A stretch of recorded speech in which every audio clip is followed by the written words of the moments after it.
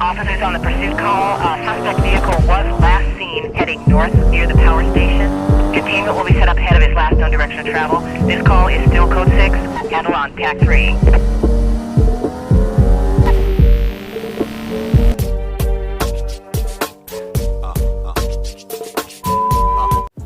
Has the Nissan 240SX become a fifth tier car?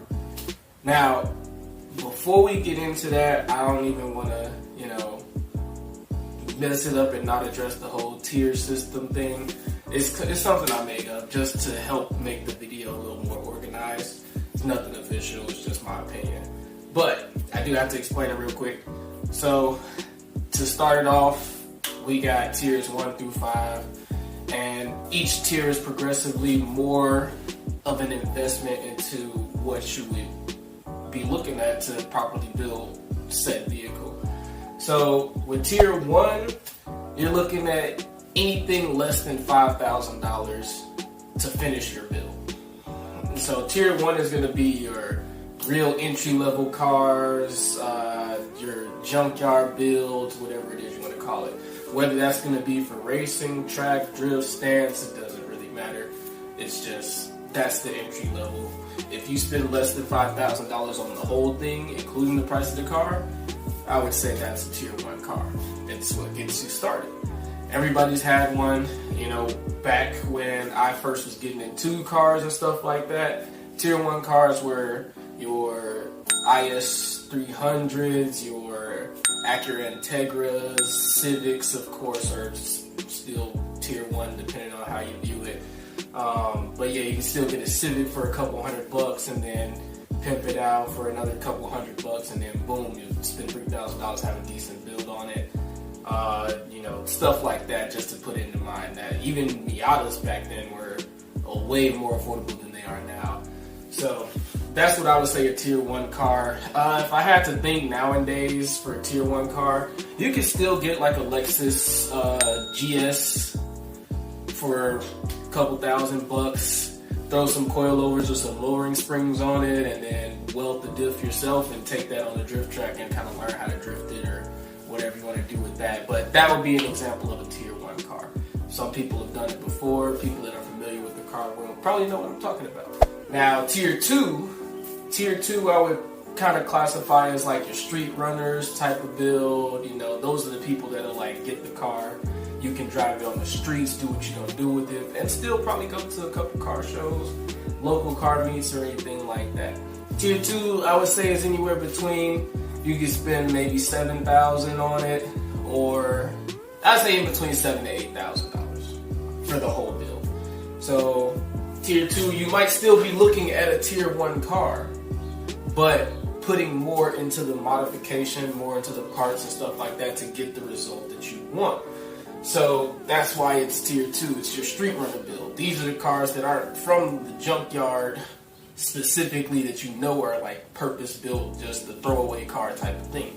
This is like, if you take that same IS 300 that you bought for $3,000 and put some coilovers on it, some decent wheels, tint the windows, and maybe do a rattle can paint job, throw in some eBay LED tail lights and some blacked out housings on the front. You might even have some extra money to throw in the wing or some other small accessories. And then you got like a pretty quality build. You can do that for under $8,000, between $7,000 to $8,000, including the $3,000 that you spent on that car. So that's what I would say would be a tier 2 kind of build.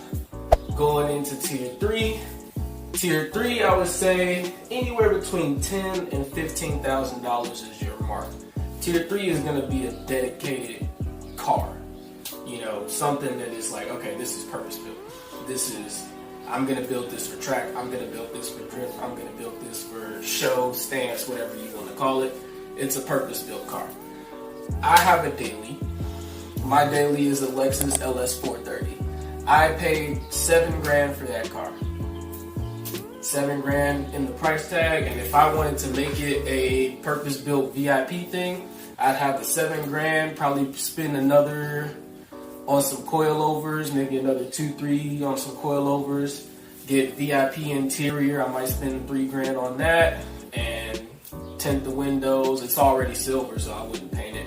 but tint the windows and get some decent rim, probably another $2,000 on that, and boom, VIP car. I got the interior, I got the tinted windows, I got the stance, and there you go. That's probably about, I'd say maybe $13,000 on that car, including the price. So these are just rough numbers that I'm throwing out there, not fully calculated. So if you go in the comments like, he said this and this, you know, I'm just throwing numbers out so you get the idea of what I'm talking about. Or if you're going into a track or drift setting and you're trying to do something like that with a budget of 10 to 15 grand, you can probably get say you got an SC 400 with the V8, the one, I think it's the one UZ in that one. Got that, throw some coilovers, some rims, you get a decent body kit, you can get some LED lights, you can get some bucket seats, some seat rails, and you kind of do up your interior a little bit, decent paint job, and boom. You got yourself a purpose-built drift car, probably within that 10 to 15K range.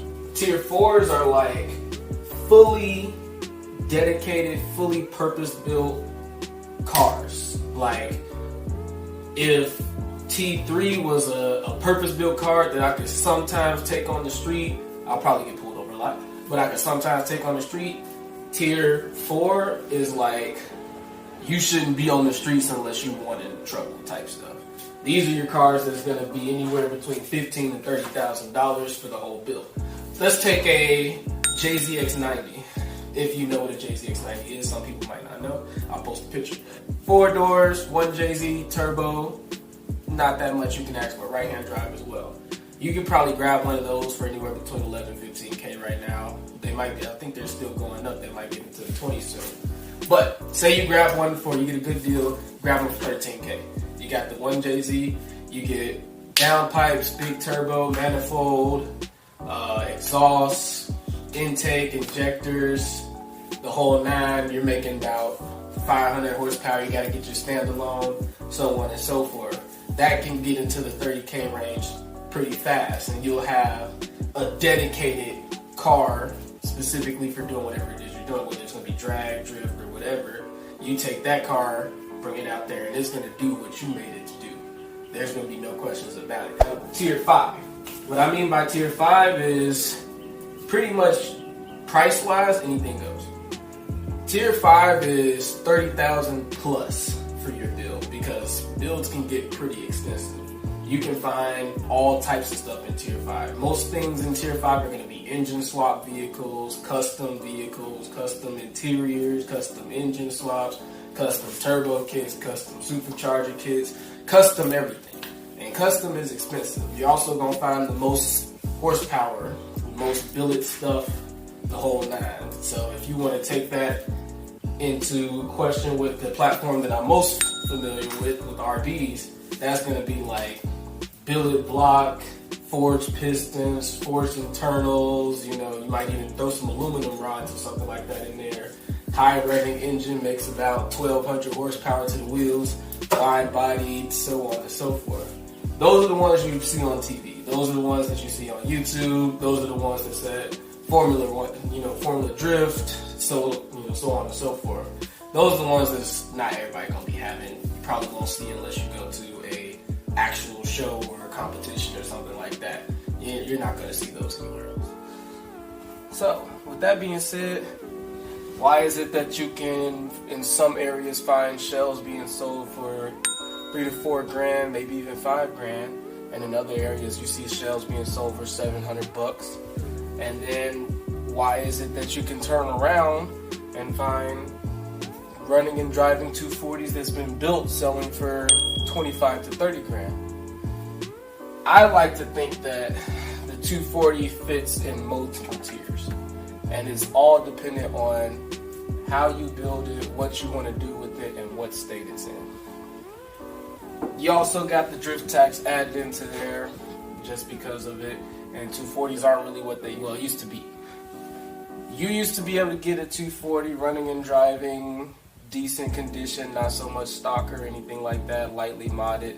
You could get one of those for $2,000 to $3,000 back in early 2000s and before they started being used up in the drift scene so much. Nowadays, you're in a place where 240s are a little bit more drift taxi. you'll get a shell for $3 to $5 grand. And depending on what that shell has, you know, it might have suspension or it might be a complete bare shell.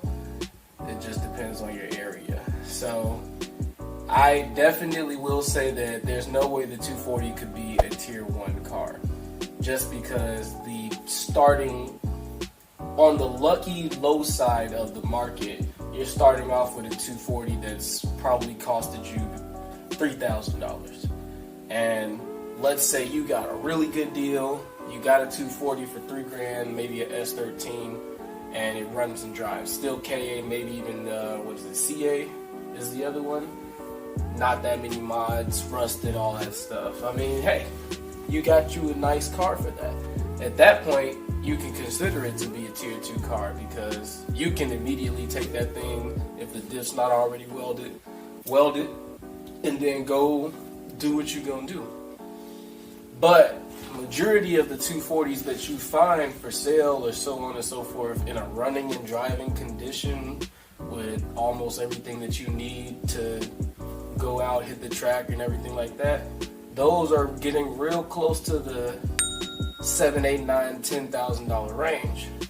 And that's where it becomes a tier 3 car. I'd say the vast majority of the ones that you see up for sale are going to be tier 3. Just because of the price that you're getting in, the amount of modifications that's done for them, so on and so forth. And that's just the reality of it. They went from being tier 1s to tier 3s for the majority.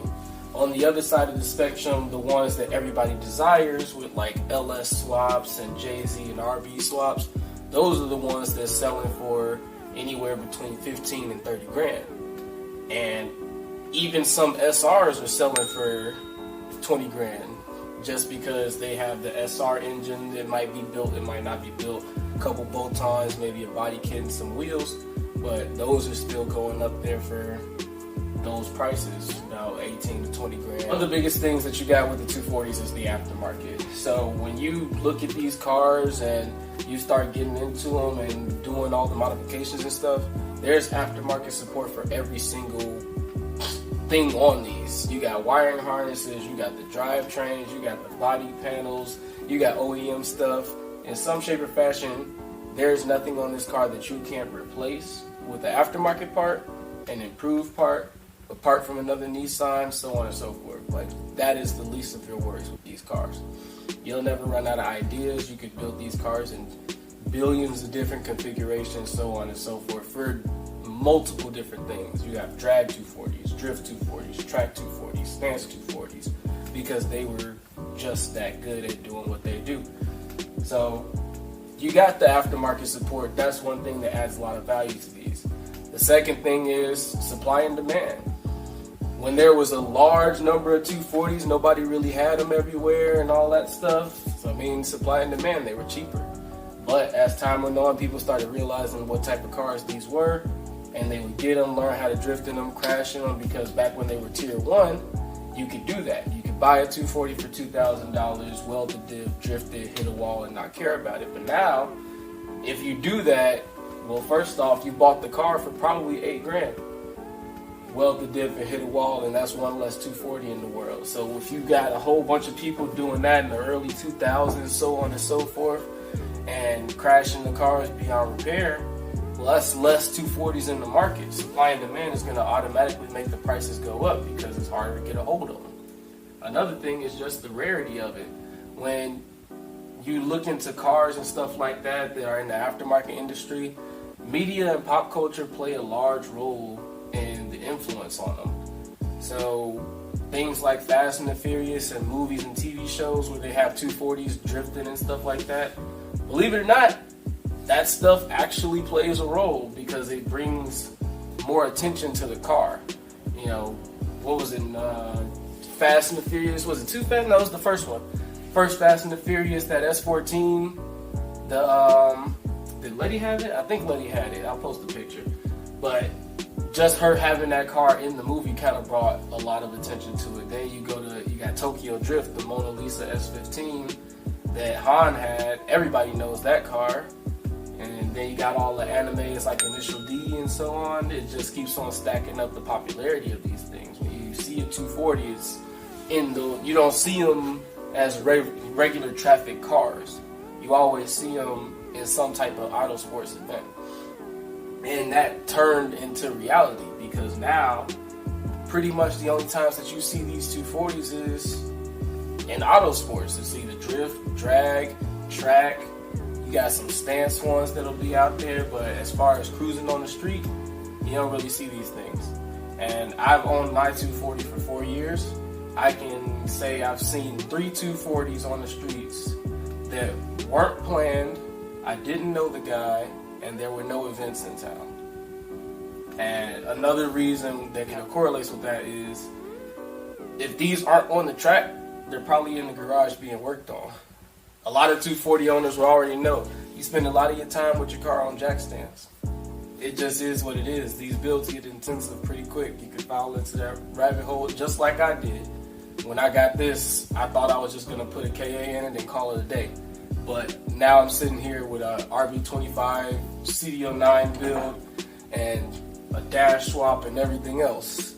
So it kind of gets a little crazy on you. The money starts to add up. And when stuff like that happens, even if you lose win on the product or on the project, you still end up with a car you've dumped a ton of money into, and you might not get that money back, but it's worth a lot more than what it was when you first got it. So you got that aspect going into it as well. Combined, I think it's just the rarity factor, the media presence and where you see them, the aftermarket support, and the fact that these are actually pretty good cars to drive and handle. I mean, a lot of 240 owners have multiple 240s. Not all of them might run, but multiple 240s. When you combine all that and show it to a newcomer, yeah, the price is going to be up. It's not going to look like a $2,000 car anymore. It's going to look like whatever it is that you get.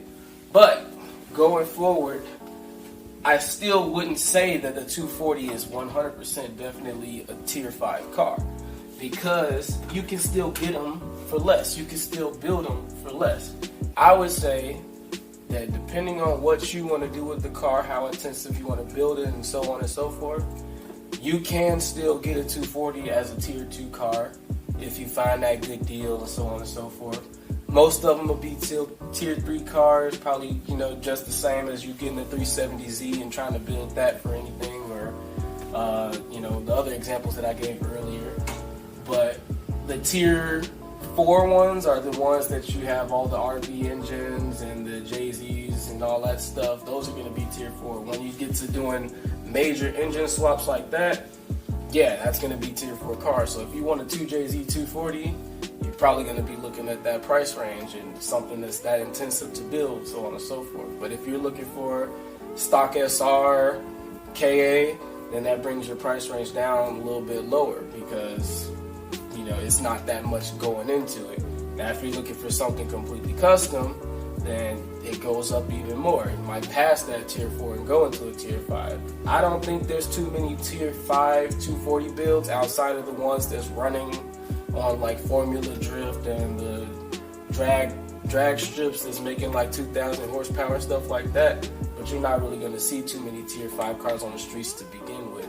So majority of your 240 range is going to be tier 3.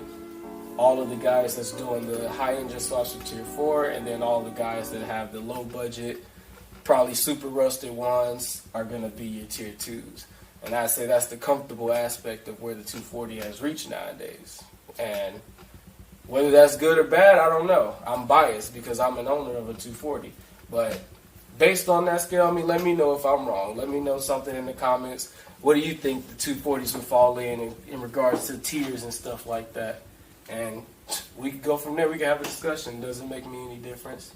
Also, let me know if you like these type of videos. It's the first one I'm trying to do like this, so we'll see how it goes. But just trying to find ideas to kill the time between waiting on parts and stuff like that. I don't really have much else to do in this car outside of getting a roll cage, and I'm waiting on the roll cage before I do the rest of the interior.